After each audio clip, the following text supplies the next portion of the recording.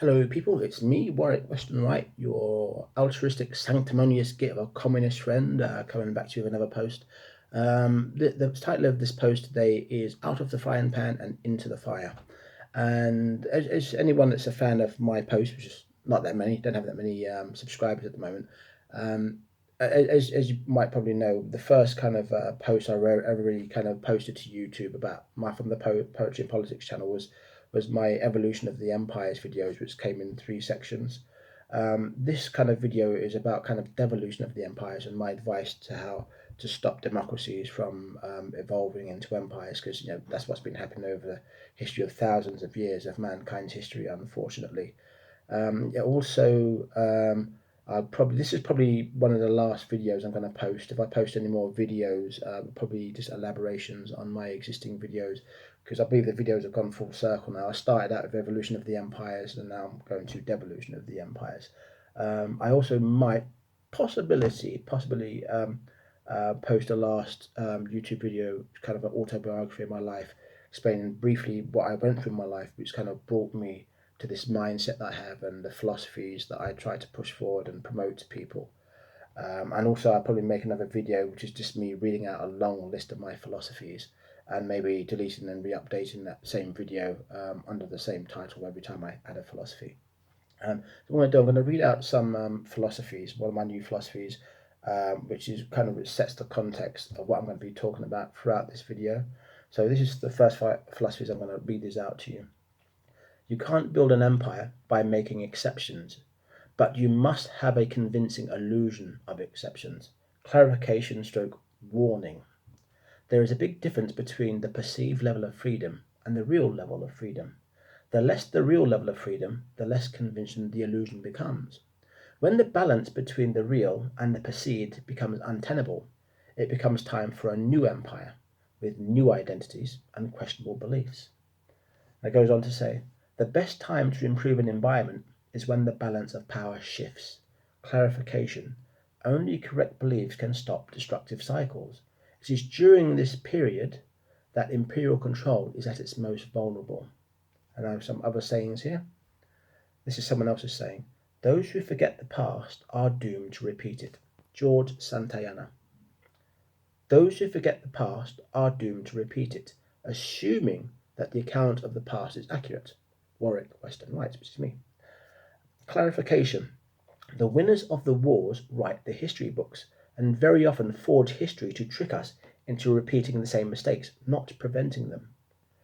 Such forgery doesn't always need to be lies, but half truths aimed at those with identities that would believe what the half truth suggests. So by half truth suggesting, I'm saying like if I say a half truth, it suggests the other truth. If I say like all people with pure blonde hair have blue eyes, I might be suggesting that all people like with brown eyes must not have blonde hair, which isn't actually true. So, and by saying aimed at the identities, basically depending on a person's identity dictates what a person will believe.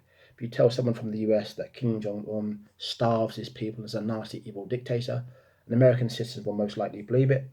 If you say the same thing to a North Korean, they might say, well, isn't the American sanctions what's starving our people? So, based on your identity dictates what people believe. So I'll go on to say another philosophy here, which you might have heard me say before. Let go of everything you are in order to be all you can be. For without identity, there can be no prejudice or war. Okay. So basically, kind of what I'm saying here, what I'm trying to convince people to is to kind of go against the grain of society, because we're all taught in all society, in all cultures, to be have identity, be proud of what we are, be patriotic, and that kind of stuff. What I'm saying here is going against the grain of society. Actually, we need identity like a hole in the head. Identity is what's caused all the problems. Identity is what causes us to be kind of hostile towards each other with different identities. I've got a little psychological and sociological term which I found on the internet recently, which is something which kind of is an elaboration on identity, and it's called naive realism. And I'll read out the definition of naive realism to you. Naive realism is a human tendency to believe that we see the world around us objectively, and that people who disagree with us must be uninformed, irrational, or biased. Which is kind of true. Like there's obviously if you look at some groups that tend to be hostile to each other, like commies and Western Christians. Christians, tend to believe that communists are completely delusional. Communists have a tendency to believe that Christians are delusional. And what I'm trying to encourage people here is to kind of change the world is that if we have correct, consistent beliefs that are consistent with social behavior, combined with lack of identity, our discernment will be greatly augmented. And with armed with very powerful discernment, you start to see corrupt people for what they really are. Once you see them for what they really are, they lose their power. Now, my another little philosophy here, which also is kind of slightly related, is here. There's a fine line between cynicism and paranoia. Um, Now, basically, um, I've got this kind of cynical view on the world, and might want to call me paranoid with this, but I believe that the way the world works or control works in general is that everyone is pigeonholed into an identity or some kind of clique. And the way the corrupt keyhole society control people is that they try to put people in a position of authority of each clique and identity.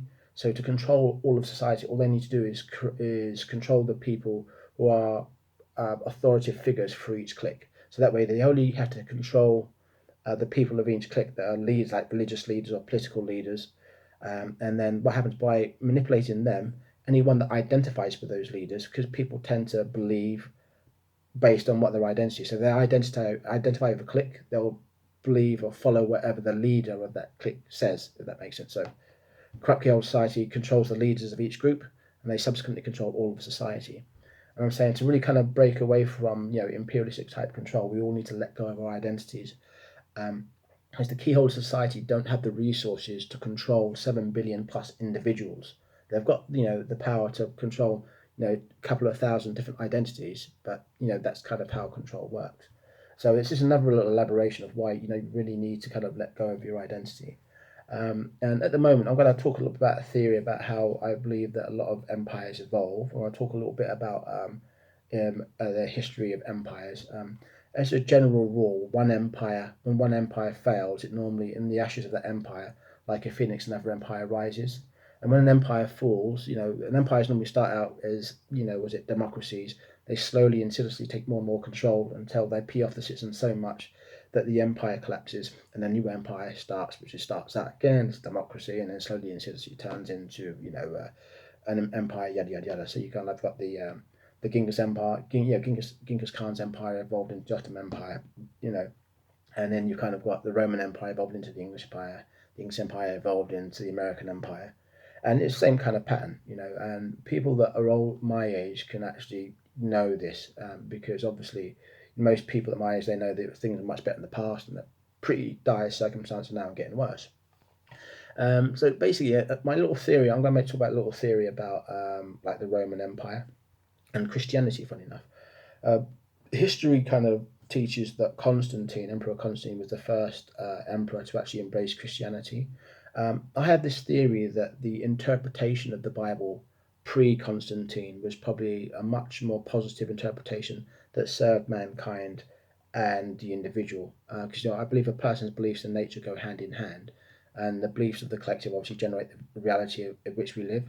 So basically, you know, I think what happened is that Constantine or pre-Constantine, I think, infiltrated the religion and put people in positions of authority in that religion as good guys, and they slowly, insidiously changed the interpretation of the Bible to suit imperial ends. And that's what I believe.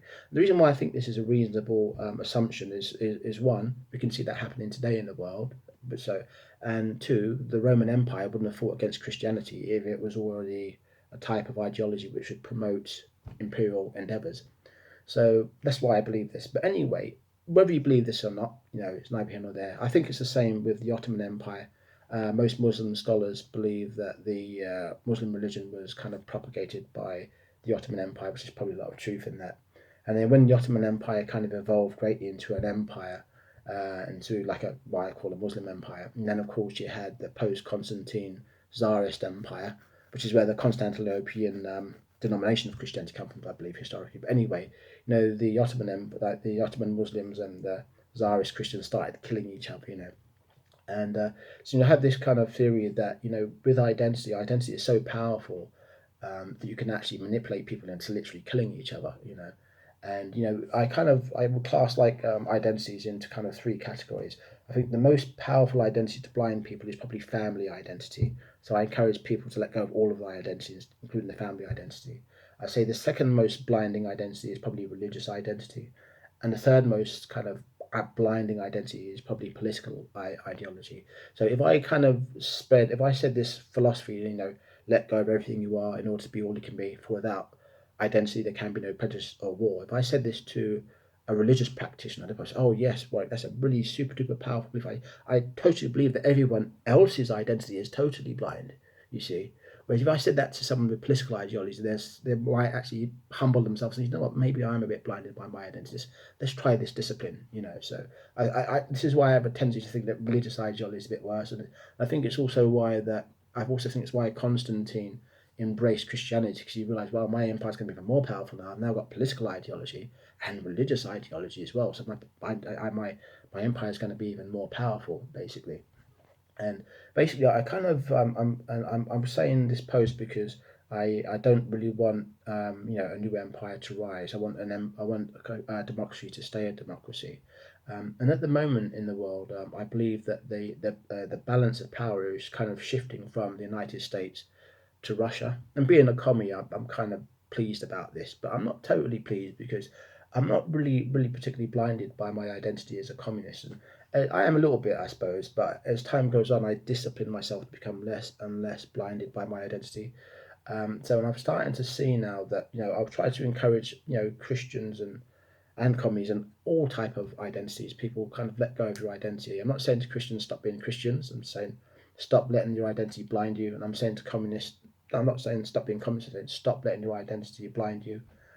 If you stop letting your identity blind you, then you will start to see the leaders of your own religious orders for what they really are, and communists will see their own communist kind of leaders for what they really are. And that's what's really important, because if both people can let go of their identity, then you'll see that Christians and communists actually want the same thing. Now, I used to be a Christian in the past. I come from a Christian background. I was like proper Bible bashed as a Catholic when I was young. I got a Maltese mother. That says everything. But basically, when I was a Christian, I believed in a classless, stateless, moneyless society. And now I'm a communist. I still believe in a classless, stateless, moneyless society. The only thing that's changed is my beliefs in how to achieve it, which is kind of the ideas that I'm trying to put forward in this video for you.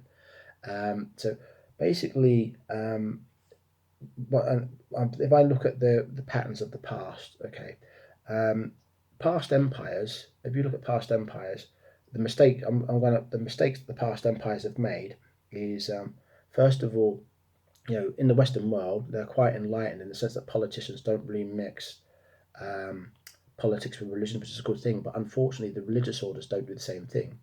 In the Western world, almost all churches actually push capitalist ideology and or anti-communist ideology, and so like during the days of the Soviet Union, the religious leaders manipulated Christians into kind of being hostile towards communists during the days of the Soviet Union, and of course the leaders of the Soviet Union manipulated the identity of communists to be hostile towards Christians.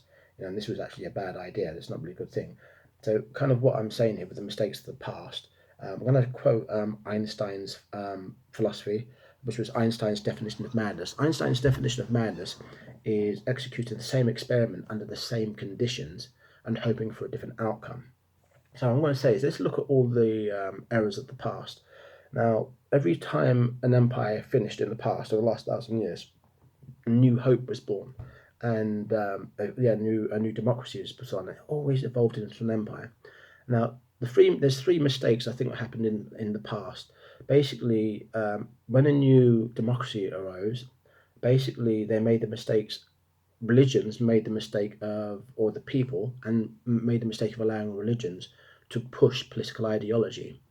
And also, in the past, people were manipulated, encouraged to take on identity and be proud of what you are, and that caused a democracy to evolve into an empire. And also, I'll talk about this thing called full proportional representation, which I'll explain, because this is the third mistake. that was made in the past with all empires or all democracies that turned into an empire.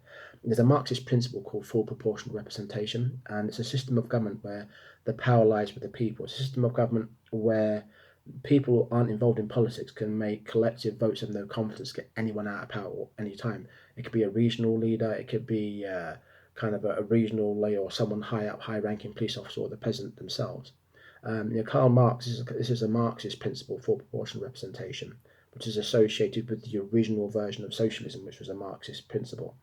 Now, basically, what Marx suggested was a system of criers and listeners, regional criers and listeners. The listeners were just ordinary citizens would go around just talking to citizens and say, got any problem with the government, got any problem with the police force in this area, got any beef with the government, and they would collectively look for memes in what people are complaining about. And then the listeners would talk to the criers, and the criers would take it to the government, and they would that way they would have the power of the people would be there. Because at the moment, one of the problems with all previous empires or all previous democracies or how they evolved into empires is that the judiciary and the politicians had power over the people didn't have power over them. People might say, oh, you've got the power of voting, but politicians make promises, the promises never get done, and nothing really changes. So basically, the three main errors of the past that have been made is that religious orders were pushing political ideology, and in some countries you had politicians pushing religion as well. And another mistake was lack of full proportional representation, and everyone pushing identity is some great thing. So these are the three mistakes of the past. Every single empire was turned from a democracy into an empire under the same conditions. Mixing religion and politics, identity, lack of full proportional representation. So what I'm actually saying is at the moment, though the power is shifting from the United States to Russia, I'm really pleased it's happening. But at the same time, I'm not blinded by my identity as a communist, because at the moment, I understand that the Russian Orthodox Church is pushing communism and it's becoming quite powerful. And because I'm not blinded by my identity, I believe that religious orders shouldn't actually be pushing religious orders should not be pushing political ideology and vice versa. Now, even though I'm a communist, I don't even want to see the church even push communist ideology, because this is repeating the mistake of the past, you see. So if you think in Einstein's analogy of madness, if you think of a democracy as the experiment, and the conditions are, mixing religion, politics, identity, and lack of full proportional representation. These are the conditions of the experiment. If you repeat the same conditions with the same experiment, you're going to get the same outcome. You see, so if you do the same conditions and you think you're going to get democracy, well, then by Einstein's definition, you are mad, and by my belief, you're mad. So what I'm saying is, I'm saying this to the whole world, to Russians especially. I'm saying this to all religious orders. I'm not just like Christians. I'm doing the same. Christians, Muslims, Sikhs, Hindus, stop pushing political ideology that leads down a very, very bad path.